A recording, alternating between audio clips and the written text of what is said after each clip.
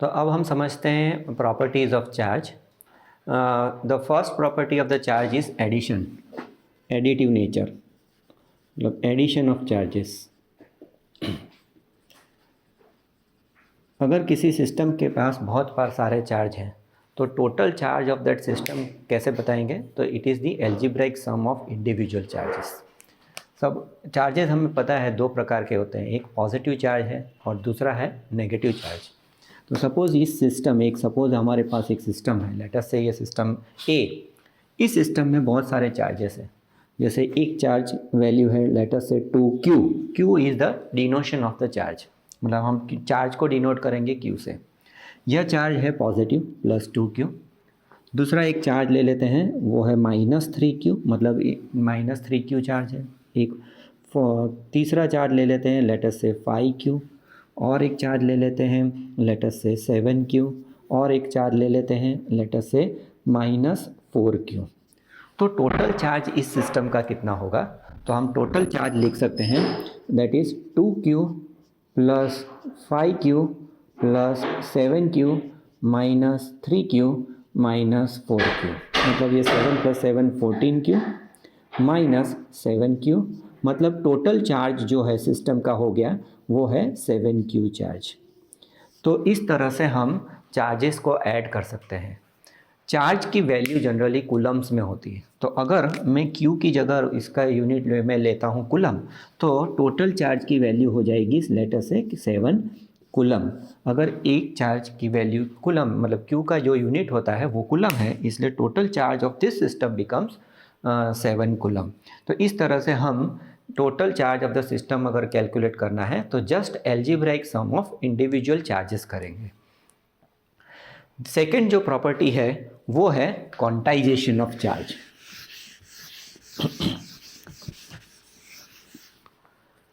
Second property जो है वो है क्वांटाइजेशन ऑफ चार्जेस।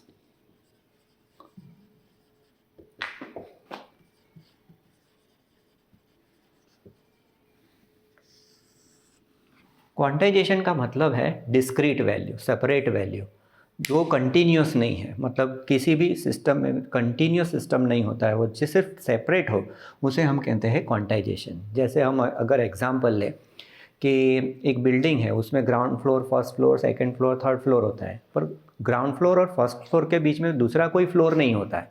तो ये सब वैल्यूज़ जो हुई वो है डिस्क्रीट वैल्यू। इसी तरह चार्जेस भी डिस्क्रीट होते हैं, मतलब कि सपोज़ एक सिस्टम के पास चार्जेस हैं तो वो चार्जेस कितने होंगे? तो वो होंगे डिस्क्रीट। जैसे हमने एक एग्जांपल देखा था कि एक ग्लास रॉड है, और ग्लास रॉड को मैं जब सिल्क के साथ रब करता हूँ, ग्लास रॉड को सिल्क के साथ रब करता हूँ, तो ये ग्लास रॉड में से कुछ इलेक्ट्रॉन्स निकल के सिल्क में जाते हैं। तो total amount of charge gained by the silk is how much? तो सपोज़ यहाँ से अगर 10 इलेक्ट्रॉन्स निकल के इस सिल्क में गए तो टोटल चार्ज इस सिस्टम का हो जाएगा 10 × E। E मतलब चार्ज ऑफ 1 इलेक्ट्रॉन, और हमें पता है चार्ज ऑफ 1 इलेक्ट्रॉन कितना है? 10 × 1.6 × 10⁻⁻19।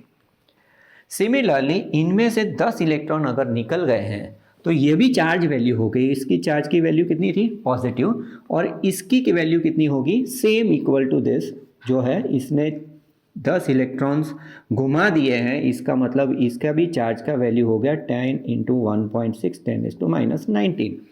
तो डिफरेंस इन दोनों में क्या है? ये पॉजिटिव है, ये नेगेटिव चार्ज है। वैसे ही अगर दूसरा कोई सिस्टम ले लेते हैं कि सपोज़ ये सिस्टम ए है, ये सिस्टम बी है। सिस्टम ए में से कुछ इलेक्ट्रॉन्स निकल कर इसमें गए हैं, 5 इलेक्ट्रॉन्स अंदर गए हैं, तो कितना चार्ज का वैल्यू होगा? That is 5 × E। अगर 2 इलेक्ट्रॉन जाते हैं तो 2 × E, मतलब कोई भी सिस्टम जो होगा वो जब इलेक्ट्रॉन गेन करता है या तो इलेक्ट्रॉन लूज करता है तो उसकी चार्ज की वैल्यू क्या आ सकती है? वो है आइदर 1E या 2E या 3E या 4E सो ऑन। पर 1E और 2E के बीच में चार्ज की वैल्यू नहीं आ सकती। मतलब हम ये नहीं कह सकते 0.5E या तो 1/2E या तो 2.5E, ऐसी वैल्यू नहीं आ सकती, क्योंकि चार्ज की वैल्यू डिस्क्रीट है। यह डिस्क्रिटाइजेशन मतलब यही मीनिंग है, ये फिजिकल मीनिंग जो है उसे हम कहते हैं क्वांटाइजेशन ऑफ चार्ज। तो हम अगर जनरल फॉर्मूला लिखनी है क्वांटाइजेशन ऑफ चार्ज की तो हम कैसे लिखेंगे? तो क्वांटाइजेशन ऑफ चार्ज की फॉर्मूला लिखेंगे Q is equal to N into E, where N is the number of electrons gained और लॉस्ट एंड E जो है वो है चार्ज की value, that is 1.6 into 10⁻⁹ coulomb. अगर एक एग्जाम्पल बताएं, जैसे सपोज हमारे पास नाइट्रोजन है 7 नाइट्रोजन 14, इसमें हमें पता है कि 7 प्रोटॉन्स होते हैं और 7 इलेक्ट्रॉन्स होते हैं। मतलब अगर मैं एटम ले लेता हूँ नाइट्रोजन, इनमें से 7 इलेक्ट्रॉन्स अगर निकल गए हैं कुछ एनर्जी देने से, तो यह कैसा चार्ज हो जाएगा? तो उसने 7 इलेक्ट्रॉन्स घुमा दिए हैं, मतलब अब ये नाइट्रोजन जो है उसकी चार्ज की वैल्यू हो जाएगी 7e, that is 7 into 1.6 into 10⁻⁻19 coulomb. तो इस तरह से हम कैलकुलेट कर सकते हैं चार्ज की वैल्यू। कॉपर अगर ले लेते हैं तो आपको पता होगा कि कॉपर हम लिखते हैं 29Cu63। अब इसमें कितने इलेक्ट्रॉन्स हैं? तो हमें पता है 29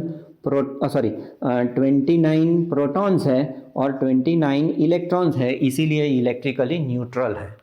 अगर मैं इसे Cu2 प्लस चार्ज बनाता हूँ, अगर कोई मेटल लेते हैं तो मेटल में पॉजिटिव आयंस और इलेक्ट्रॉन्स होते हैं, तो इसमें से अगर मैं 2 इलेक्ट्रॉन निकाल देता हूँ तो ये हो जाएगा Cu2 प्लस आयन, मतलब ये चार्ज की वैल्यू हो गई Cu2 प्लस, मतलब इसमें से 2 इलेक्ट्रॉन निकल गए, तो इसकी चार्ज की वैल्यू कितनी होगी? अब होगी 2 इंटू 1.6 10⁻⁹ कूलम।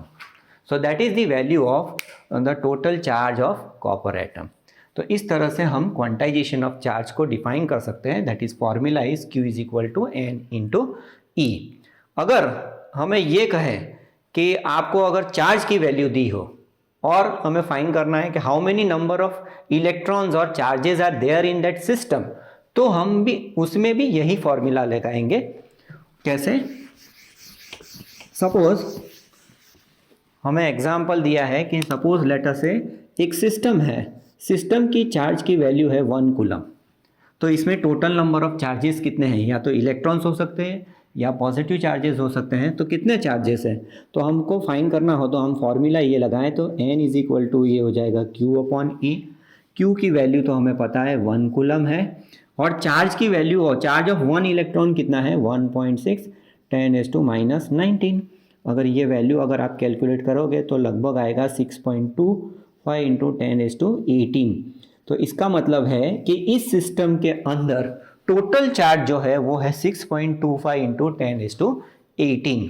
क्या है वो? इलेक्ट्रॉन भी हो सकता है या तो पॉजिटिव चार्ज भी हो सकता है। अगर इसमें एक्स्ट्रा इलेक्ट्रॉन आए हैं जिसकी वजह से ये 1 कूलम चार्ज हुआ है, तो ये होगा total number of electrons in this system.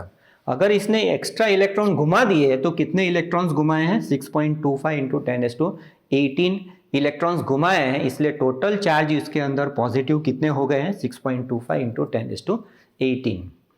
So this is the second property of quantization of charges. Third जो प्रॉपर्टी है वो है कंजर्वेशन ऑफ चार्ज। तो हम थर्ड प्रॉपर्टी डिस्कस करते हैं, that is conservation of charge. Charge conserved, हमें पता है एनर्जी कैसे कंजर्व्ड है। Energy can neither be created nor it can be destroyed, it can only be transferred from one form to another form, or you can say the total energy of an isolated system is constant। वैसे ही हम charge को भी define कर सकते हैं उसी तरह से कि charge can neither be created nor it can be destroyed, it can be only transferred from one place to another place, और you can say the total charge of any isolated system, अगर वो किसी के साथ connected नहीं है तो वो सिस्टम का टोटल चार्ज वैल्यू हमेशा कांस्टेंट रहेगा। तो हम लिखेंगे, अगर डिफाइन करना हो तो हम लिख सकते हैं कि total charge of any isolated system is constant. मतलब इनिशियल और फाइनल चार्ज हमेशा सेम रह सकता है। कैसे, अगर आप एग्जांपल देखें कि सपोज एक ग्लास रॉड था और सिल्क लिया मैंने, पहले दोनों इलेक्ट्रिकली न्यूट्रल थे। इलेक्ट्रिकली न्यूट्रल का मतलब है दोनों के पास टोटल चार्ज वैल्यू इसकी ज़ीरो थी। इनिशियली इलेक्ट्रिकली न्यूट्रल थे, पर जब आप ये दोनों चीज़ को आप रब करते हो तो ये गेन करता है पॉजिटिव, ये गेन करता है नेगेटिव। तो फाइनली भी आप देखोगे टोटल चार्ज तो दोनों में अगर आप देखोगे तो टोटल चार्ज बिकम्स ज़ीरो। मतलब initial charge and final charge of the system remains same, that is the conservation of charge. यहाँ पर चार्ज कहीं पर लॉस नहीं हुए, जस्ट ट्रांसफर हो गए एक जगह से दूसरी जगह और ये चार्ज वैल्यू हो गई है, पर टोटल चार्ज अगर ये सिस्टम का कंसिडर करें वो तो ज़ीरो है। एक एग्जांपल लेते हैं, जैसे आपने वो देखा होगा कि एक रिएक्शन है जो है पैर प्रोडक्शन। पैर प्रोडक्शन में क्या होता है कि सपोज गामा रेडिएशंस जो है वो कन्वर्ट हो जाता है इलेक्ट्रॉन और पॉजिट्रॉन में। तो गामा इज न्यूट्रल एनर्जी, मतलब उसके पास रेडिएशन एंड इलेक्ट्रिकली वो न्यूट्रल है, पर चार्ज जो डेवलप हुए हैं after reaction when it reacts with matter, when interacts with matter, तो वो इलेक्ट्रॉन और पॉजिट्रॉन्स क्रिएट करते हैं। Positron is nothing but positive charged electron, ये तो आपको पता ही है इलेक्ट्रॉन। तो two charges are produced, but initial charge की वैल्यू और फाइनल चार्ज की वैल्यू दोनों सेम रही, इसलिए हम बोलते हैं द चार्ज इज कंजर्व्ड। एक और एग्जांपल लेते हैं, जैसे NaCl अगर केमिकल है तो वो जब सेपरेट होता है तो Na प्लस Cl माइनस लिख सकते हैं। तो initial total charge value is zero, final total charge value is zero, so over here also the charge is conserved.